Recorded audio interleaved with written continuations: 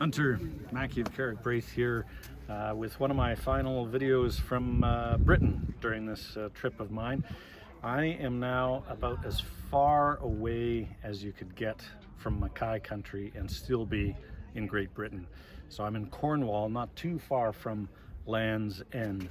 Behind me is the famous St. Michael's Mount, and this is a castle on this mound here that you can see behind me, with a causeway that leads through the sea to the mainland.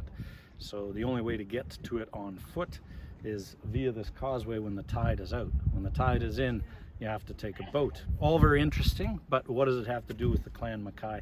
Well, nothing directly, Hunter.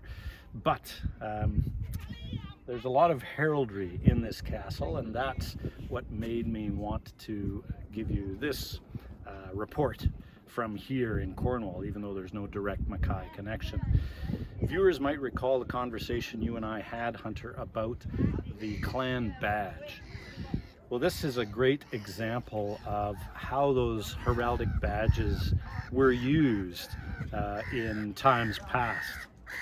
So there is a great example of some art in the castle here from the 19th century of some of the boatmen who lived and worked here for the Lord St. Leven. Now, similarly to our own chief, the Lords Ray, the Lord St. Leven, they have their peerage title, but the family is St. Aubin.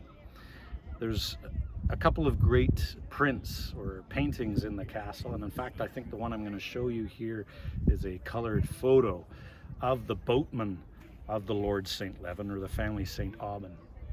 Interestingly, what you can see, these boatmen, they're wearing the livery of the Lord St. Leven. So they've got a uniform essentially, and on their caps you can see they have a heraldic crest. This is the crest of the St. Aubin family.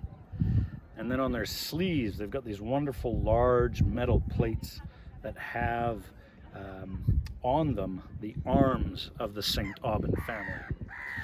So how does this relate to clan badges? They're essentially the same thing. So you'll see in the hats that crest, that's similar to what we do today when we wear a Highland dress and have in our bonnet the crest of the Lord Ray, of our chief. Now, of course, familiar to us is that crest is within a belt and buckle.